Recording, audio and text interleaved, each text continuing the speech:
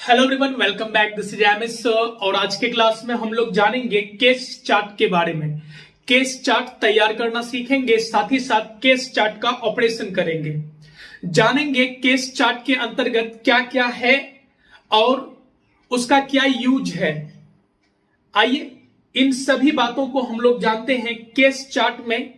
सबसे पहले हम लोग केस चार्ट तैयार करते हैं। तो चलिए केस चार्ट का ऑपरेशन हम लोग करते हैं।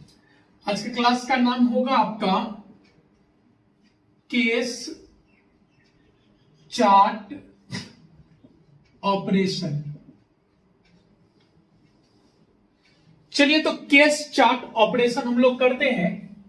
केस चार्ट ऑपरेशन करने से पहले हमें केस चार्ट बनाना होगा। तो समझिए, केस चार्ट ऑपरेशन में सबसे पहले हम लोग केस चार्ट तैयार करेंगे। केस चार्ट तैयार करने के बाद फिर उसका यूज जानेंगे, उसका ऑपरेशन करेंगे। तो चलिए हमें बनाना है केस चार्ट। केस चार्ट बनाने से पहले आप समझिए ये केस है क्या। पीछे एक वीडियो मैंने अपलोड किया है जिसमें केस को बहुत बेहतर तरीके से समझाया है। फिलहाल यहां पर मैं कम शब्दों में आपको बता दूं कि केस नाउन या प्रनाउन का ऐसा रूप है, अच्छे से समझिएगा। हम बनाने जा रहे हैं केस चार्ट। क्या बनाने जा रहे हैं? तो हम बनाने जा रहे हैं, हम तैयार करने जा रहे हैं केस चार्ट, मतलब केस का चार्ट तैयार करेंगे। तो सबसे पहले जानते हैं कि आखिर ये केस है क्या। तो डियर स्टूडेंट, केस जो है नाउन या प्रनाउन का ऐसा रूप है जिसका संबंध वाक्य में दूसरे शब्दों के साथ होता है। सिंपली समझिए, जब कोई नाउन या प्रनाउन स्वतंत्र रहता है, अगर कहीं सिर्फ राम लिखा हो, श्याम लिखा हो, पटना लिखा हो, ही लिखा हो, सी लिखा हो, तो वो सिर्फ नाउन या प्रनाउन है। लेकिन जब नाउन या प्रनाउन का प्रयोग हम लोग वाक्यों में करते हैं तो वो स्वतंत्र नहीं रह जाता है, उसका संबंध किसी दूसरे शब्दों से हो जाता है। तो जब नाउन या प्रनाउन का प्रयोग वाक्य में हो जाए और उसका संबंध दूसरे शब्दों के साथ हो जाए, तब जाकर ऐसे नाउन या प्रनाउन में केस का गुण आ जाता है। तब वो सिर्फ नाउन या प्रनाउन नहीं रह जाता है, वो केस भी कहलाता है। कहने का मतलब नाउन और प्रनाउन ही केस है। कब? जब उसका संबंध दूसरे शब्दों से हो जाए। यहीं पर एक और बात समझने की जरूरत है कि नाउन या प्रनाउन, जब हम नाउन या प्रनाउन का प्रयोग किसी भी स्पीकर, लिसनर या स्पोकन अबाउट, समझिए अच्छे से, जब हम नाउन या प्रनाउन का प्रयोग बोलने वाला, सुनने वाला या जिसके बारे में बात की जाए उसके लिए यूज करते हैं तो वो नाउन या प्रनाउन पर्सन कहलाता है। केस तो आप समझ गए कि केस ऐसा नाउन या प्रनाउन का रूप है जिसका संबंध किसी दूसरे शब्द से होता है। यहीं पर आप समझिए कि ऐसा नाउन या प्रनाउन जिसका प्रयोग बोलने वाला, सुनने वाला या जिसके बारे में बात की जाए उसके लिए होता है, ऐसे नाउन या प्रनाउन को पर्सन भी बोलते हैं। यहीं पर याद रहे कि बोलने वाले के लिए जिस नाउन या प्रनाउन का हम प्रयोग करते हैं वो फर्स्ट पर्सन कहलाता है। सुनने वाले के लिए जिस नाउन या प्रनाउन का प्रयोग हम करते हैं वो सेकेंड पर्सन कहलाता है। और जिसके बारे में बात की जाए उसके लिए जिस प्रनाउन का हम लोग प्रयोग करते हैं वो थर्ड पर्सन कहलाता है। समझ रहे हैं? तो बोलने वाले के लिए जिसका प्रयोग हो, जिस शब्द का प्रयोग हो वो फर्स्ट पर्सन होगा। सुनने वाले के लिए जिस शब्द का प्रयोग हो वो सेकंड पर्सन होगा। और जिसके बारे में बात की जाए उसके लिए जिस शब्द का प्रयोग होगा वो थर्ड पर्सन होगा। तो चलिए, केस चार्ट में आपने जाना केस क्या है। तो केस ऐसा नाउन या प्रनाउन है जिसका प्रयोग वाक्य में होता है दूसरे शब्दों के साथ संबंध स्थापित करने के लिए। केस चार्ट बनाने के लिए हमें पर्सन को भी जानना होगा। तो पर्सन क्या है?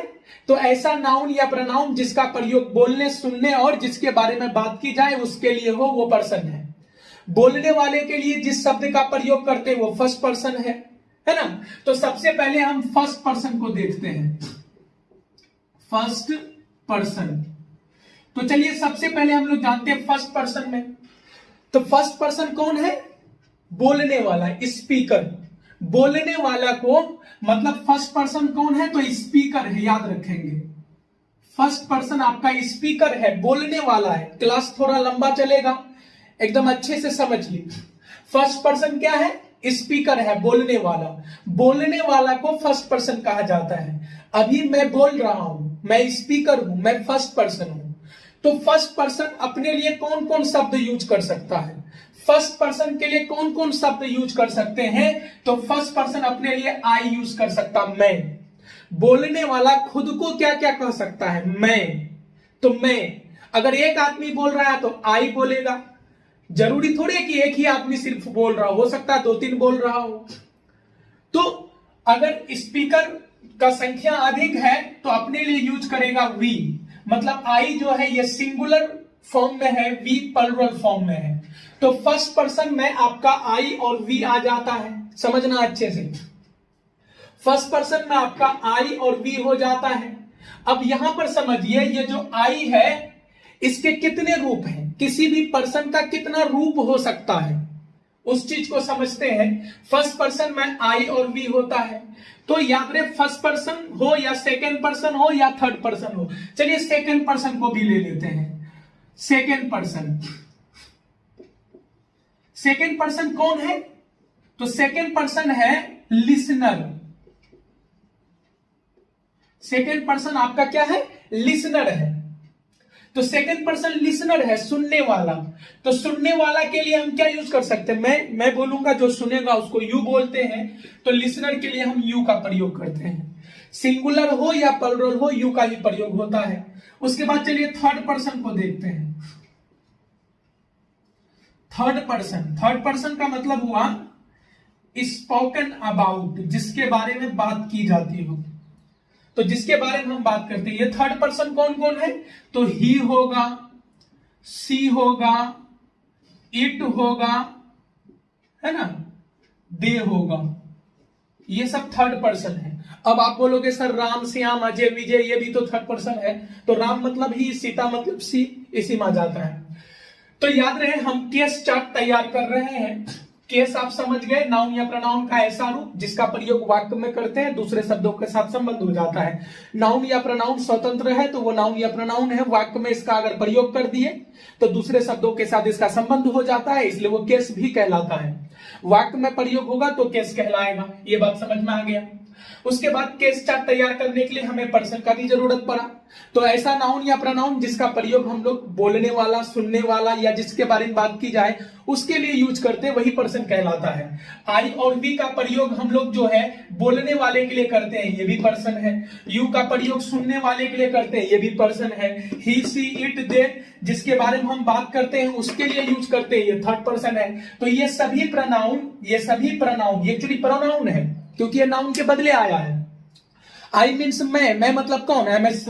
वी मतलब हम लोग मतलब कौन? M S sir, Thomas sir, जो भी हो ना। यू मतलब तुम मतलब कौन? राम, श्याम, अजय, विजय। ही मतलब वह मतलब कौन? राकेश। सी मतलब वह मतलब कौन? सीता, है ना। इट मतलब यह मतलब क्या? कुर्सी, जो भी हो, व्हाटएवर। दे मतलब वे लोग मतलब कौन? राम, श्याम, अजय, विजय। समझ में आ रहा है? तो ये सभी शब्द ऐसा शब्द है जो नाउन के बदले यूज हुआ, इसलिए ये सभी प्रोनाउन है।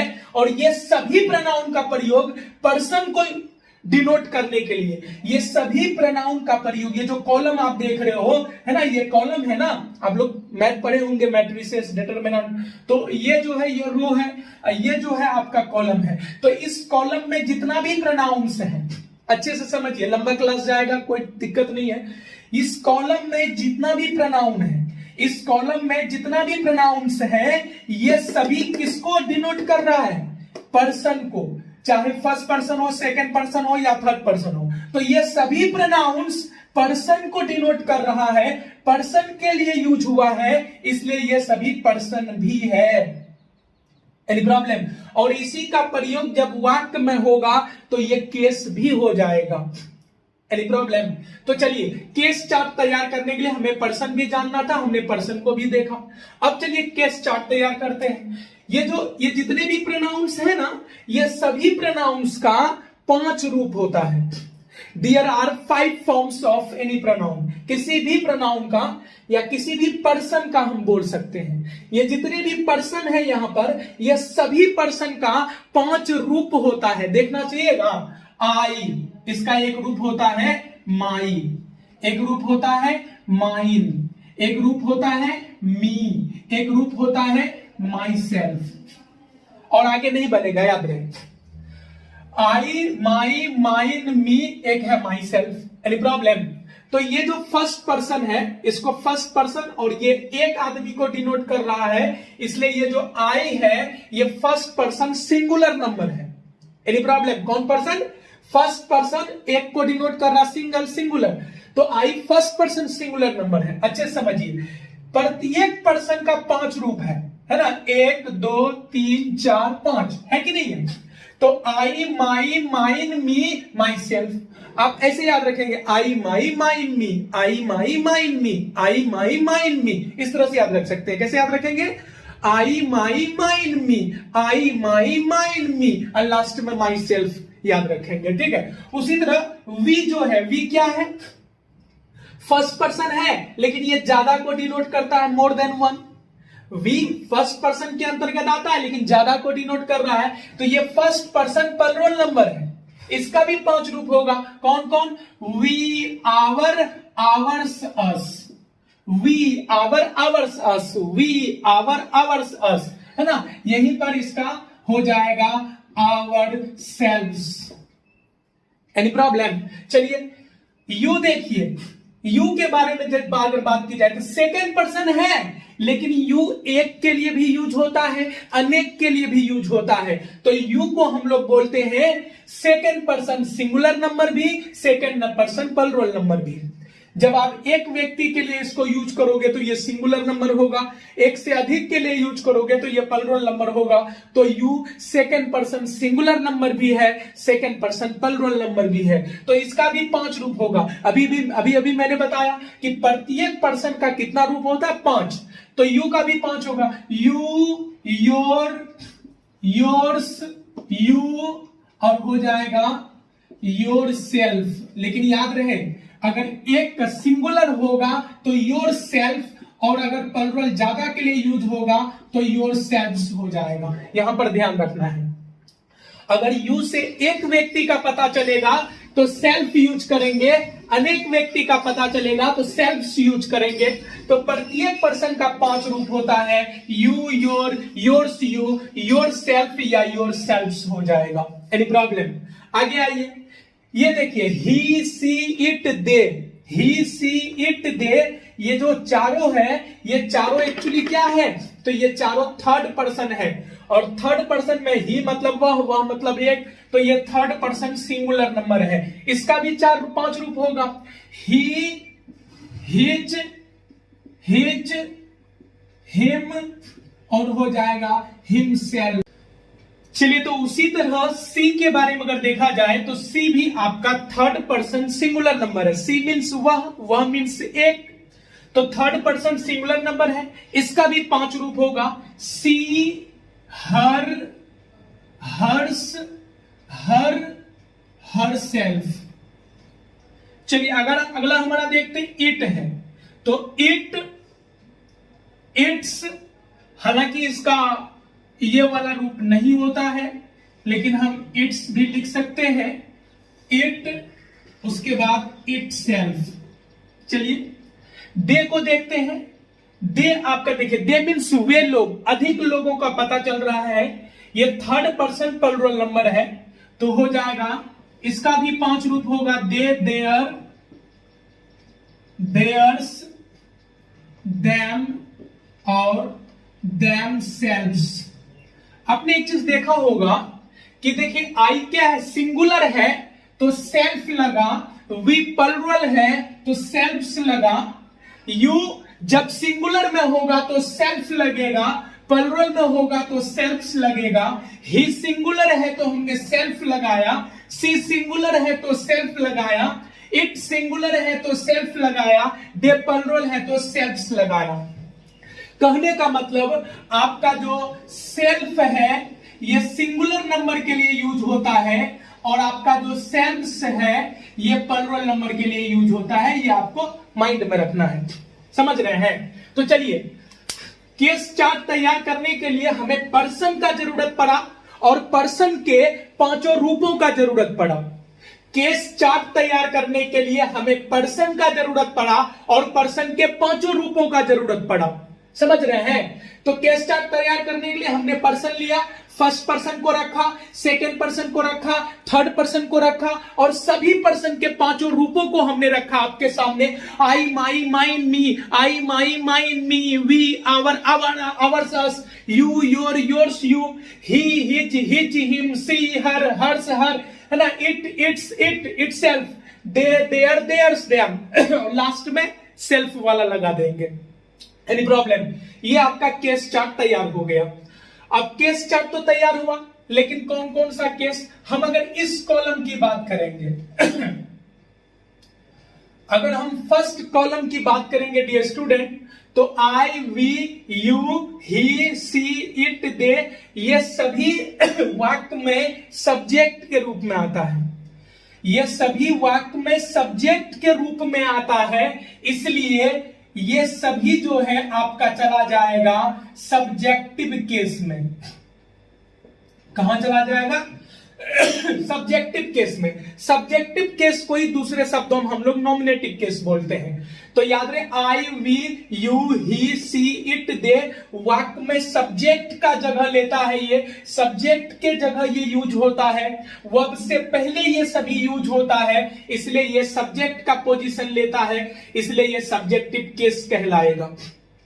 इस सभी को अगर आप वाक्य में यूज कीजिएगा तो ये सब्जेक्ट का जगह लेगा और ये वाक्य में आने के बाद सब्जेक्ट का जगह लेगा, इसलिए ये सब्जेक्टिव केस के लिस्ट में आ जाता है।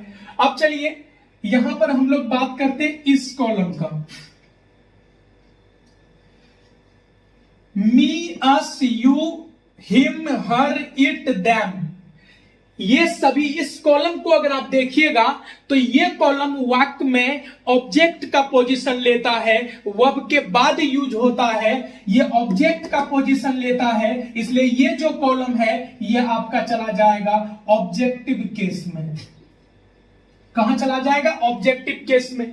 और यहां देखिए जिसमें सेल्फ लगा हुआ, myself, ourself, yourself, yourself, himself, herself, itself, themself, ये सभी जो है ये आपका चला जाता है रिफ्लेक्सिव प्रोनाउन। कहां चला जाएगा? रिफ्लेक्सिव प्रोनाउन के लिस्ट में या एम्फेटिक प्रोनाउन के लिस्ट में। हम बाद में आपको बताएंगे कि ये रिफ्लेक्सिव प्रोनाउन या एम्फेटिक प्रोनाउन क्यों कहलाता है। तो ये जो लिस्ट है सेल्फ वाला लिस्ट, ये रिफ्लेक्सिव प्रोनाउन या एम्फेटिक प्रोनाउन के खाते में चला जाएगा ये कॉलम आपका। आप सोच रहे होंगे कि सर पहला वाला कॉलम बता दिए, बीच का 2 कॉलम छोड़ के फिर लास्ट का 2 कॉलम बताए हैं, बीच वाला क्यों छोड़ दिए? तो बीच वाला को समझिए। माई मीन्स मेरा, माइन मतलब मेरा, आवर मतलब हमारा, आवर्स मतलब हमारा, योर मतलब तुम्हारा, योर्स मतलब तुम्हारा, हिज मतलब उसका, हिज मतलब उसका, हर मतलब उसकी, हर मतलब उसकी। देखा जाए तो कहता माई मेरा, माइन मेरा, आवर हमारा। तो ये दोनों जो कॉलम है, चाहे हम इस कॉलम की बात करें, चाहे हम इस कॉलम की बात करें, ये जो दोनों कॉलम है, ये जो दोनों कॉलम है, ये दोनों कॉलम अधिकार को बताता है। चाहे इस कॉलम की बात करें या इस कॉलम की बात करें, है ना, इस लाइन की बात करो या इस लाइन की बात करो, ये दोनों लाइन अधिकार को बताता है, इसलिए ये कहां चला जाता है? पॉजेसिव केस में। कहां चला जाता है? पॉजेसिव केस में। ये पॉजेसिव केस में तो जाता है, लेकिन ये वाला जो कॉलम है आपका my, our, your, his, her, its, their, ये कॉलम आपका पॉजेसिव एडजेक्टिव में चला जाता है। इसको पॉजेसिव एडजेक्टिव बोलेंगे। और ये वाला जो कॉलम है ये आपका चला जाता है पॉजेसिव प्रोनाउन में। ऐसा क्यों? ऐसा इसलिए क्योंकि ये कंप्लीट प्रोनाउन है और ये वाला जो कॉलम है आपका my, our, your, his, her, its, their, ये वाला जो कॉलम है, ये कॉलम नाउन से तुरंत पहले ऐड होता है। और ऐसा वर्ड जो नाउन से पहले ऐड हो जाए, ऐसा वर्ड जो नाउन या प्रोनाउन से पहले ऐड हो जाता है, उसी को हम लोग एडजेक्टिव बोलते हैं। तो याद रहे, my, our, your, his, her, its, their, ये नाउन या प्रोनाउन से तुरंत पहले आता है, इसलिए ये नाउन से पहले ऐड हो जाता है, ये एडजेक्टिव में चला जाता है। तो देखिए, वाक्य में ये सब्जेक्ट के रूप में यूज होता है, ये कॉलम आपका, इसलिए ये सब्जेक्टिव केस कहलाता है। ये दोनों अधिकार को बता रहा है, इसलिए ये पॉजिटिव केस है। ये दोनों अधिकार को बताता है, इसलिए ये क्या है, पॉजिटिव केस है। लेकिन ये एडजेक्टिव है, ये पॉजिटिव एडजेक्टिव हो गया, ये पॉजिटिव प्रोनाउन है। ये दोनों के बीच खासियत है। खासियत क्या है कि ये जो पॉजिटिव एडजेक्टिव है हमेशा नाउन से पहले आता है। पॉजिटिव एडजेक्टिव हमेशा नाउन से पहले आएगा। और ये जो पॉजिटिव प्रोनाउन है अपने बाद नाउन कभी नहीं लेता है। ये रूल याद रखेंगे। इसकी अगर बात करें, अच्छे से समझिए, पॉजिटिव एडजेक्टिव हमेशा अपने बाद, पॉजिटिव एडजेक्टिव हमेशा अपने बाद नाउन लेगा, जबकि पॉजिटिव प्रोनाउन अपने बाद कभी भी नाउन नहीं लेगा। अगर कहीं पर लिखा हुआ है, अच्छे से समझिए, कहीं लिखा हुआ है माई कार, क्या ये सही है? हाँ, देखिए ये कार क्या है, नाउन है। कार किसी वस्तु का नाम है, ये नाउन है। और ये माई क्या है, पॉजिटिव एडजेक्टिव है। क्या है ये, पॉजिटिव एडजेक्टिव है। तो देखिए, पॉजिटिव एडजेक्टिव हमेशा अपने बाद नाउन लेता है, ये सही है। लेकिन यहीं पर अगर कोई कर देगा माइन कार, क्या कर देगा, माइन कार। देखिए, कार क्या है, किसी वस्तु का नाम है, अर्थात ये नाउन है। नाउन से पहले ये माइन क्या है, पॉजिटिव प्रोनाउन है, याद रहे, ये पॉजिटिव प्रोनाउन है। और पॉजिटिव प्रोनाउन कभी भी अपने बाद नाउन नहीं लेता है, गलत हो जाएगा, ये गलत है। माई कार बोलना सही है, माइन कार बोलना गलत है। याद रहे, ये जो कॉलम है ये आपका पॉजिटिव एडजेक्टिव है, हमेशा नाउन लेगा अपने बाद। ये पॉजिटिव प्रोनाउन है, अपने बाद कभी भी नाउन नहीं लेगा। जहां भी पॉजिटिव प्रोनाउन के बाद नाउन रहेगा वो वाक्य गलत है ना, वो वर्ड गलत है। जहां भी पॉजिटिव एडजेक्टिव के बाद नाउन नहीं है वो गलत है। कहीं भी माई अकेले देखे हैं आप लोग? माई गुड देखे हैं? माई एम हैप्पी ऐसा कभी देखे हैं? कभी नहीं देखे होंगे। याद रहे, my, our, your, his, her, its, their, ये अपने बाद हमेशा नाउन लेता है। Any problem? और प्रोनाउन, पॉजिटिव प्रोनाउन जो है mine, our, yours, his, her, हालांकि ये सभी प्रोनाउन है।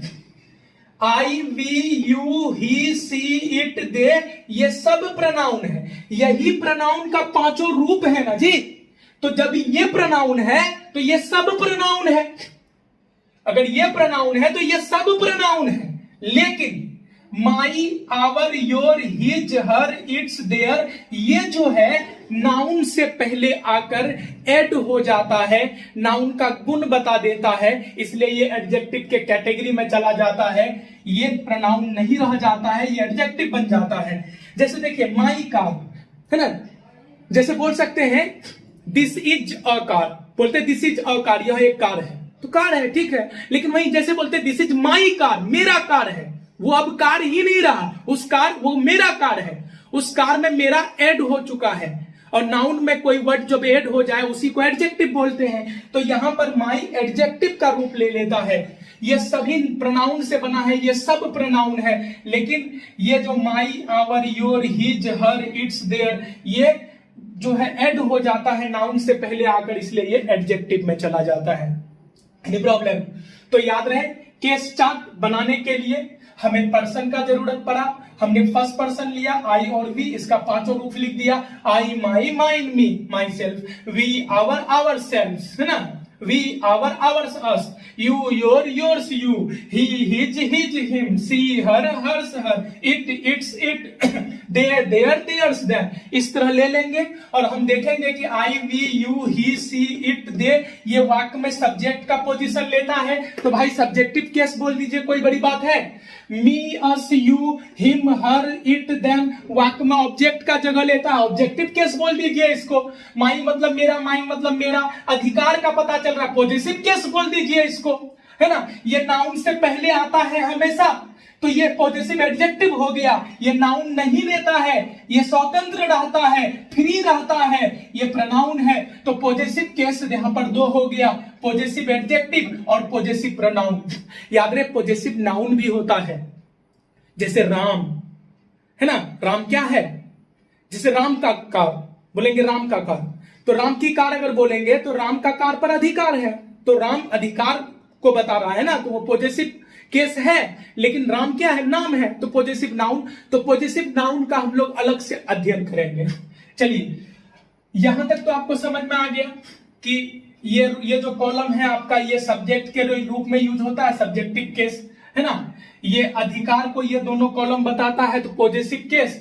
ये एडजेक्टिव है तो पॉजिटिव एडजेक्टिव, ये प्रोनाउन है तो पॉजिटिव प्रोनाउन। पॉजिटिव एडजेक्टिव हमेशा नाउन से पहले आता है, पॉजिटिव प्रोनाउन स्वतंत्र रहता है, अपने बाद नाउन नहीं लेता है। यह वाक्य में ऑब्जेक्ट के रूप में आता है, इसलिए यह ऑब्जेक्टिव केस है। जानते हैं रिफ्लेक्सिव प्रोनाउन या इंफेटिक प्रोनाउन इसको क्यों कहा जाता है? इसको समझने के लिए आपको एक वाक्य लेना पड़ेगा। चलिए वाक्य के थ्रू इसको समझते हैं। एक काम कीजिए, वीडियो पॉज करके स्क्रीनशॉट ले लीजिए। चलिए तो हम लोग अब रिफ्लेक्सिव प्रोनाउन और साथ ही साथ इंफेटिक प्रोनाउन को समझते हैं। चलिए अब हम लोग रिफ्लेक्सिव प्रोनाउन और इंफेटिक प्रोनाउन को समझते हैं, आखिर ये है क्या। इसको समझने के लिए हमें एक वाक्य लेना होगा, I cook myself. Dear student, हमने एक वाक्य लिया, आई कुक माई सेल्फ। इसका अर्थ होता है मैं खुद भोजन पकाता हूं। तो समझिए अच्छे से, आई कुक माई सेल्फ, मैं खुद से भोजन पकाता हूं। तो आई मतलब मैं मीन्स कौन, एमएस सर। यहां पर किसी नाउन के बदले आया, ये प्रोनाउन है। कुक मीन्स भोजन पकाना, ये वर्ब है। ये माई सेल्फ क्या है, माई सेल्फ मतलब खुद। खुद मीन्स कौन, खुद, एमएस सर। ये भी नाउन के बदले आया है, ये भी प्रोनाउन है आपका। लेकिन ये है कैसा प्रोनाउन, इस चीज को समझिए। कहता आई कुक माई सेल्फ, मैं खुद भोजन पकाता हूं। आई कुक माई सेल्फ, मैं खुद भोजन पकाता हूं। खुद मतलब कौन, मैं। ये जो नाउन है ये रिफ्लेक्ट कर रहा है किसको, सब्जेक्ट को। तो सॉरी प्रोनाउन, ऐसा प्रोनाउन जो सब्जेक्ट को रिफ्लेक्ट करता है उसी को हम लोग रिफ्लेक्सिव प्रोनाउन बोलते हैं। क्या बोलते हैं, रिफ्लेक्सिव प्रोनाउन। या यूं बोलिए कि ऐसा प्रोनाउन जो किसके लिए यूज हुआ हो, सब्जेक्ट के लिए। ऐसा प्रोनाउन जो सब्जेक्ट के लिए यूज होता है, ऐसे ही प्रोनाउन को रिफ्लेक्सिव प्रोनाउन कहा जाता है। और रिफ्लेक्सिव प्रोनाउन का सबसे अच्छा पहचान है कि इसके अंत में सेल्फ या सेल्फ्स लगा होता है। Any problem? तो देखिए, आई कुक माई सेल्फ, मैं खुद से भोजन पकाता हूं। मैं खुद से भोजन पकाता हूं, तो मैं खुद, ये खुद कौन है, मैं। तो ये प्रोनाउन सब्जेक्ट के लिए यूज हुआ है। यही रीजन है कि ये जो रिफ्लेक्सिव प्रोनाउन है ये हमेशा सब्जेक्ट के अनुसार आता है। याद रहे, रिफ्लेक्सिव प्रोनाउन हमेशा सब्जेक्ट के अनुसार आता है। याद रहे, रिफ्लेक्सिव प्रोनाउन हमेशा सब्जेक्ट के अनुसार आता है। जैसे आई कुक योर सेल्फ लिखना बिल्कुल गलत है। देखिए, आई कुक योर सेल्फ, यहां जो रिफ्लेक्सिव प्रोनाउन है ये हमेशा सब्जेक्ट के अनुसार आएगा। यहां आई है तो यहां किसी भी कीमत में क्या होगा, माई सेल्फ होगा। हाँ, अगर यहां पर यू होता तब यहां योर सेल्फ सही था। तो कहने का मतलब अभी सही है, यू कुक योर सेल्फ, अभी ये सही है।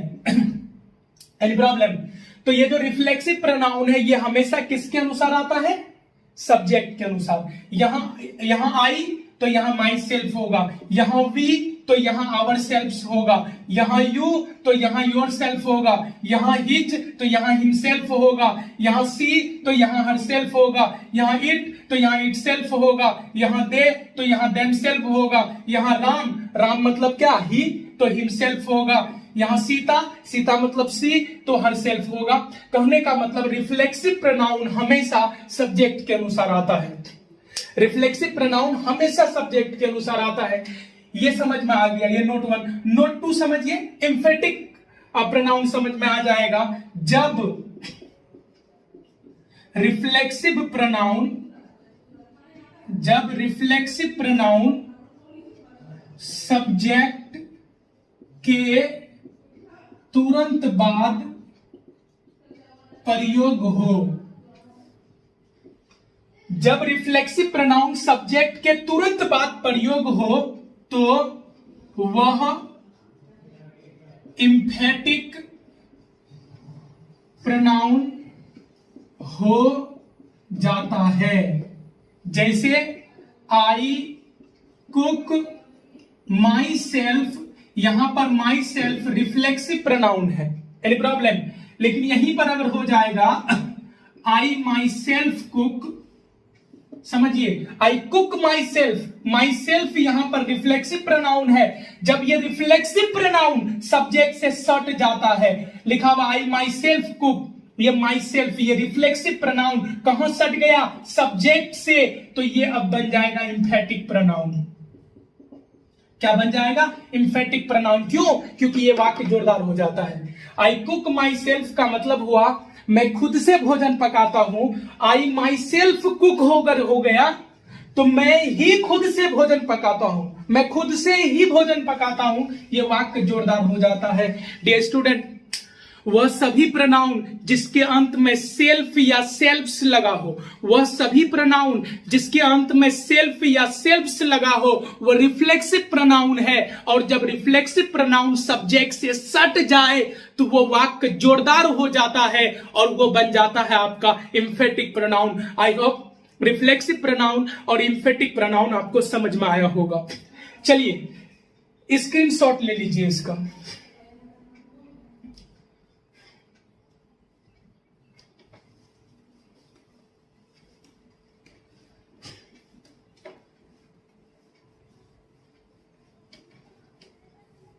चलिए अब अच्छे से समझते हैं। हम लोग फर्स्ट पर्सन सिंगुलर नंबर को लेते हैं। First person singular number, first person कौन है, बोलने वाला। First person singular number I है। I, my, mine, me, myself. I, my, mine, me, myself ना, इसको आप बाद में याद रखेंगे। Simple I my mine me, I my mine me, I my mine me. तो आई माई माइन मी, ये आई वाक्य में सब्जेक्ट की तरह यूज होता है, इसलिए ये सब्जेक्टिव केस हो गया। एक बार अच्छे से समझिए, रिवीजन कर रहे हैं एक तरह से, ये सब्जेक्टिव केस हो गया। माई और माइन ये दोनों का मतलब होता है मेरा, अधिकार को बताता है। ये दोनों क्या है, पॉजेसिव केस है। ये कौन सा केस है, पॉजेसिव केस है। लेकिन ये एडजेक्टिव का काम करता है, इसलिए ये पॉजेसिव एडजेक्टिव है। ये प्रोनाउन का ही काम करता है, इसलिए ये पॉजेसिव प्रोनाउन है। ये मी जो है वाक्य में ऑब्जेक्ट के रूप में आता है, इसलिए इसको क्या बोलेंगे, ऑब्जेक्टिव केस बोलेंगे। और ये माई सेल्फ जो है सेल्फ लगा हुआ है, मतलब ये रिफ्लेक्सिव प्रोनाउन है। और समझाना होगा क्या, इसमें देखिए माई सेल्फ, इसमें सेल्फ लगा हुआ है। जिस भी प्रोनाउन में सेल्फ लगा हो रिफ्लेक्सिव प्रोनाउन है। लेकिन यही अगर सब्जेक्ट के बगल में यूज हो जाएगा तो ये एम्फेटिक प्रोनाउन भी हो जाएगा, है ना। तो चलिए ये समझ में आ रहा है। I my mine me, I my mine me, last में माई सेल्फ। आई सब्जेक्ट के तरह यूज होता है, सब्जेक्टिव केस। माई और माइन मतलब मेरा, अधिकार का पता चल रहा है, पॉजेसिव केस है। ये नाउन याद रहे, ये एडजेक्टिव है, इसलिए पॉजेसिव एडजेक्टिव। ये प्रोनाउन है, पॉजेसिव प्रोनाउन। मी वाक्य में ऑब्जेक्ट के तरह आता है, ये ऑब्जेक्टिव केस है जिसमें सेल्फ लगा हो, रिफ्लेक्सिव प्रोनाउन। और ये वाक्य के सब्जेक्ट के बगल में अगर आ जाएगा जोरदार हो जाता है, इसलिए एम्फेटिक प्रोनाउन भी है। तो आई का ये बना, क्या आप यू का नहीं बना सकते, you, your, yours, you, yourself, है ना। ही, हिज, हिज, हिम, हिमसेल्फ। आप केवल याद कर लीजिए, आपका केस अपने आप केस चार्ट बना लीजिएगा आप लोग। अब चलिए एक देखते हैं हम लोग, जैसे वी लिए, we, our, ours, us, ourselves. Self लगा हुआ है मतलब रिफ्लेक्सिव प्रोनाउन या एम्फेटिक प्रोनाउन है, ऑब्जेक्ट के रूप में यूज होता है, ऑब्जेक्टिव केस है ना। ये दोनों अधिकार को बताता है, पॉजेसिव केस है।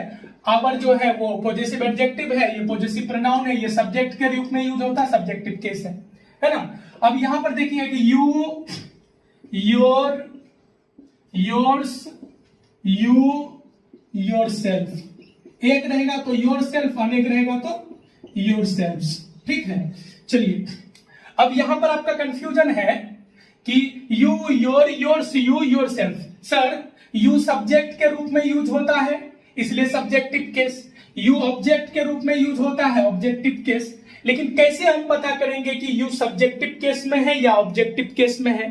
तो वाक्य का यूज पे डिपेंड करेगा।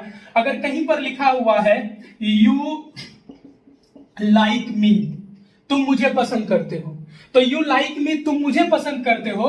लाइक मतलब पसंद करना, ये वर्ब है। वर्ब से पहले सब्जेक्ट आता है, वर्ब के बाद ऑब्जेक्ट आता है।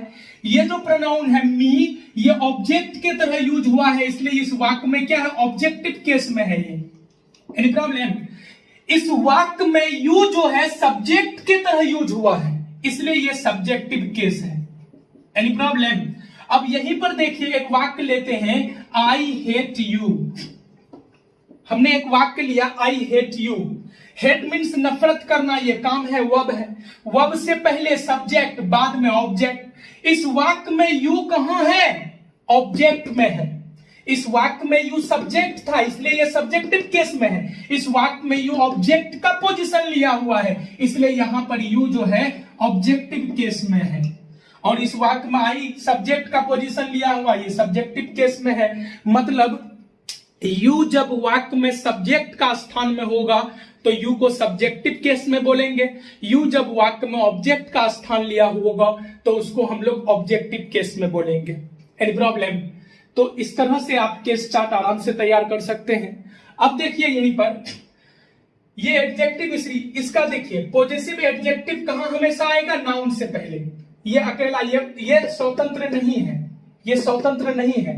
पॉजेसिव एडजेक्टिव जो है ये स्वतंत्र नहीं है, ये हमेशा नाउन से पहले होगा। ये स्वतंत्र अकेला नहीं होता है यूज, ठीक है, ये हमेशा नाउन से पहले होगा। और पॉजेसिव प्रोनाउन स्वतंत्र है, ये नाउन से पहले कभी यूज नहीं होता है, ये स्वतंत्र है। Any problem? तो पॉजेसिव एडजेक्टिव हमेशा नाउन से पहले यूज होगा, पॉजेसिव प्रोनाउन नाउन से पहले यूज नहीं होगा। ये था आपका केस चार्ट। आई होप आपको केस चार्ट समझ में आया होगा। ये था केस चार्ट का ऑपरेशन। हम अगले वीडियो लेक्चर में मिलेंगे पॉजेसिव नाउन के साथ। तो अगले वीडियो लेक्चर में हम लोग मिलेंगे एपोस्ट्रोफी एस ऑफ का प्रयोग लेकर। मिलते हैं नेक्स्ट वीडियो लेक्चर।